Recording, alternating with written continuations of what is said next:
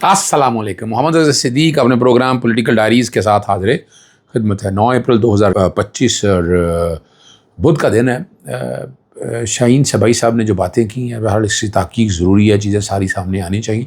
सच हैं, झूठ हैं, जैसा भी है वो चीज़ें सारी सामने आएंगी। और अहमद रानी के भाइयों के हवाले से जो तहरीरी हुक्म आया है वो भी सामने है। लेकिन इस मुल्क में बुनियादी हक़ की जिस तरह खिलाफ वर्जी हो रही है वो सारा कुछ रिकॉर्ड आप देख रहे हैं। नज़रबंदी के ऑर्डर जिस तरह जारी करते हैं, लोगों के घर तोड़ते हैं, लोगों के घर से निकालते हैं। 144 का नफाज, जिसका दिल चाहे PNI लिस्ट में डाल दिया, मुल्क से बाहर ट्रैवल ना कर सके। फिर आप आगे आएँ, पीका का कानून का इतलाक़, तौहीन डेफमेशन का कानून, ट्विटर बंद कर देना, फिर इंटरनेट के ऊपर फायरवॉल लगा देना। अभी भी मैं आपके सामने दिखा देता हूँ इस वक्त पोजीशन क्या है कि जनाब ट्विटर ही काम नहीं कर रहा। आप इमेजिन कर लें, जब तक आप इस पर VPN नहीं लगाते हैं ट्विटर ही काम नहीं कर सकता। ठीक है। और लेकिन चलें, 2-3 चीज़ें जो बहुत अहम डिस्कस करने वाली। सबसे पहली बात है कि शाहीन सबाई के इल्ज़ाम लगाया या उसकी इन्फॉर्मेशन है, वो कहते हैं कि चीन के वज़ीर आज़म पाकिस्तान नहीं आ रहे। सर तो पहले ही इनकार कर गए हैं। और यहाँ वो सारे बता रहे हैं कि इन चीज़ों को सामने रखते हुए कि चीनी क़यादत जो है क्या सोच रही है। ये बड़ा सीरियस मामला है। पाकिस्तान को अगर आगे चलना है, चाइना बहुत अजीम दोस्ती है।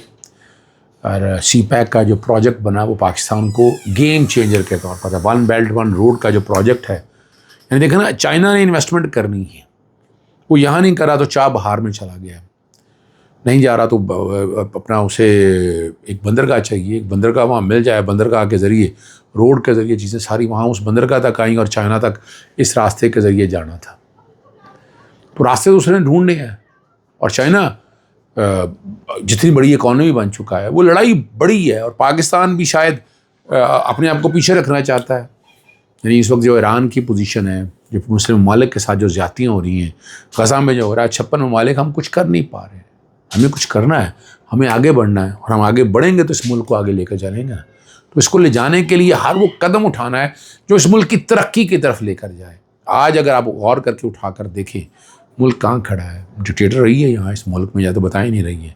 जनरल याह्या का दौर है, जनरल अयूब का दौर है, ज़िया-उल-हक का दौर है, जनरल परवेज़ मुशर्रफ का दौर है। तजर्बे सारे ही हुए हैं। यानी इस मुल्क को देखें, ये सोचें। मैं ये नहीं कहता कि किसी को माइनस कर दें, प्लस कर दें, आगे कर दें। किसी मुल्क को आगे बढ़ने के लिए स्ट्रॉन्ग फ़ौज की ज़रूरत है। ये कहा जाए कि फ़ौज के बगैर सवाल ही पैदा नहीं होता, सवाल ही पैदा नहीं होता। लेकिन बाकी चीज़ों को देखने के लिए जो तरीका करता है उन्हें वो देखना पड़ेगा। क्या अफ़गानिस्तान ने कितनी तरक्की कर रहा है इस वक्त। यानी कौड़ियों के भाव, यानी लाखों की करेंसी रुपयों पर मिलती थी, और आज उनकी करेंसी कितनी स्ट्रांग हो चुकी। और जो नहर का जो प्रोजेक्ट बना रहे हैं जो इस मुल्क में, और वो देखें अमेरिका से बराह रास्त गुफ्तगू कर रहे हैं। उन्होंने आसपास से इधर उधर सब छोड़ दिए। उन्होंने देखा कि मुल्क को आगे लेके चलना है तो हम अपना सोचे फैसला, हम अपना फैसला करें कि हमने अपने मुल्क को कैसे आगे लेके चलना है। ये सोचे सारे बैठे हैं इसमें पाकिस्तान तहरीक इंसाफ को भी बिठाएं और आगे लेके जाएं। ठीक है। और ये छोटी मोटी यानी ये मुलाकातें और ये इन सारी चीज़ों को अगर आप उठा कर देखें तो ये इस तरह तो नहीं चलना है ना। ये सारा क्या मुलाकातें ना होने दें। नवाज शरीफ की 26 मुलाकातें रोज़ाना हुआ करती थी। यहाँ तो इमरान खान से मुलाकात ही कोई नहीं करवा रहे, मिलने ही नहीं दे रहे इमरान खान साहब। और करें इस बात को। अलीमा बहन ने अगर कहा था तो उन्हें मिलने देते ना, लेकिन क्यों? क्या खुद जान के ऐसे हालात बनाए जा रहे हैं? यानी बड़ा स्मूथ सिस्टम चलने दें, मुलाकातें होने दें, करते रहें क्या। और पाकिस्तान तहरीक इंसाफ को सीरियसली सोचना है कि ये जो कुछ भी हुआ है, मोबिलाइजेशन कैसी होगी, लोगों को सड़कों पे लगाना है, किस तरह आगे लेके जाना है, ये सारा सोचना पड़ेगा। ये सोचेंगे तो चीज़ें बेहतर जाएंगी ना, चीज़ें बेहतरी की तरफ जाएंगी, तभी हालात बेहतरी की तरफ आ सकेंगे, तभी उसके रिज़ल्ट आप तक पॉजिटिव निकल सकेंगे। और सलमान अकरम राजा से मुलाकात नहीं हो सकी। बाकी जो गिरफ्तारियाँ हुई वो सारा उसके बाद जो कुछ हुआ वो आपके सामने आ गया। मैं उन्हें डिटेल में नहीं जाना चाहता।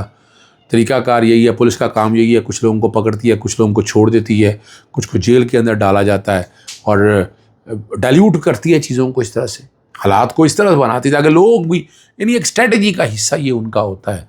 और वो नियाज़ुल नियाज़ी ने कहा है कि जनाब जो लिस्ट सलमान अकरम राजा और मैं नियाज़ुल नियाज़ी मुरतब करके देंगे सिर्फ उन्हीं की मुलाकात कबूल होगी, ठीक है ना जी। और वो कह रहे हैं कि उसके अलावा जो भी कोई मिलता है वो पॉलिसी की खिलाफ वर्जी कर रहा है और हम उनका रास्ता रोकें, ठीक है ना जी। अब ये बात एक बात तय होगी ना कि कौन सी लिस्ट और क्या बातें, जिसका दिल चाहे जिसको मर्ज़ी चाहे मुलाकात करानी हो करवा दें। और मेरी मुलाकातें भी अगर होती रही है तो मेरी हाई कोर्ट के अहकामात हुक्म की वजह से मुलाकातें होती रही, ये भी एक हकीकत है, ये भी सारा कुछ सामने है आपके। और अब ये अगली जो बात है, जेल इंतज़ामिया इमरान खान की बहनों से मुलाकात को यकीनी बनाए, ठीक है ना। और मुलाकात बैरिस्टर गौहर की और बैरिस्टर अली ज़फ़र की हुई है, उनका नाम शामिल नहीं था, ये बातें जो कर रहे हैं। और ये इमरान खान साहब से मुलाकात का दिन था। तो मैं इसको दो तरह से देखता हूँ, एक तो ये मुलाकातें फैमिली की है वो सारी हैं, लेकिन कुछ लोगों से अगर मुलाकात होती है पार्टी के हवाले से भी तो आप ये कहें कि सारे इकट्ठों की मुलाकात हो, लेकिन आप पॉलिसी पार्टी ने तय करनी है वो जाने।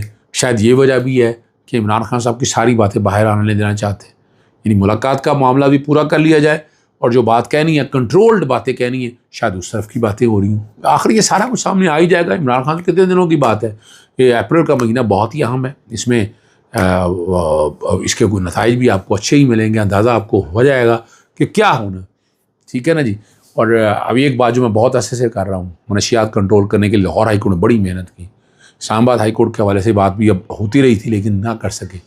और अब हुक्मरान इशराफिया की तरजीहात का अंदाज़ा इस खबर से लगा दें।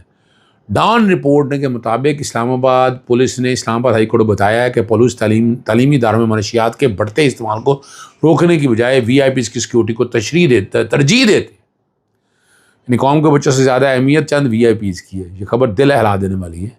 ये हकीकत में एक तलख आईना है जिसमें हमें ये नज़र आता है कि हमारा निज़ाम ताकतवर निज़ामों को किस कदर तरजीह देता है और कौम के मुस्तकबिल हमारे बच्चों की हिफाजत को किस कदर नज़रअंदाज किया जाता है। ये सिर्फ एक ख़बर नहीं है, लम्हा फ़िक्री, अल्लाह करे कि फिर उठ जाए और हम बासियत मुआशरा किस तरफ जा रहे हैं, ये है वो सोचने वाली बातें।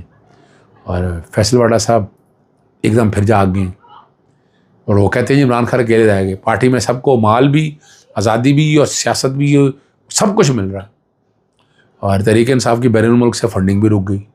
अब ये है ना, ये बातें जो है ना वो बैठ के बताना ये चाह रहे हैं, लेकिन इमरान खान साहब अकेला भी अगर रह जाए कौम उसके साथ है।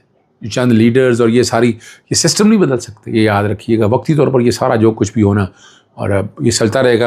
इस्लामाबाद के 21 दिन से लापता जो अहमद रानी के 2 भाइयों की बाजियाबी की दरख्वास्त तहरीर हुकूमत जो दायर किया ना 15 अप्रैल के लिए समाअत मुलतवी की है। सेक्रेटरी दिफा का जवाब जमा कराने और कापी दरख्वास्त वकील को भी फराहम करने का हुक्म दिया है और IG इस्लामाबाद इंक्वायरी मुकम्मल करके आइंदा समाअत से कबल मुस्बत रिपोर्ट जमा कराएँ। इसका मतलब है शायद IG अब पेश नहीं होंगे, इसका मतलब फिर डेट ऐसी हो जाएगी। बाज़ार तो यही लग रहा है ना, ठीक है ना जी। लेकिन जिस तरह की बातें चल रही हैं वो अब आपके सामने हैं। अमेरिका और चीन के दरमियान टैरिफ की जंग, ऐसा सोचना भी गलत है कि चीन पीछे हट जाएगा। चीन की वजारत तजारत ने आखिरी दम तक लड़ने का अज़म इज़हार करते हुए कहा वो अमेरिका की ब्लैकमेलिंग कभी कबूल नहीं करेगी।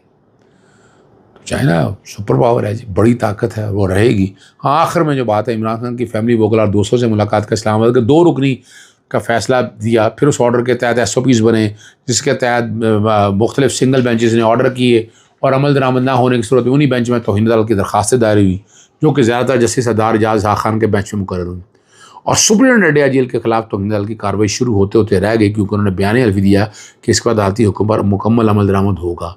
लेकिन तौहीन अदालत की आखिरी दरख्वास्त जो है ना जस्टिस सरदार एजाज खान की अदालत से निकाल कर बड़े तरीके से जेल मुलाकातियों से मुतालिक तमाम मुकदमात कायम मुकाम चीफ जस्टिस की सरबराही में लार्जर बेंच के सामने मुकर्रर कर दिए गए और मुलाकातों का आर्डर हो गया।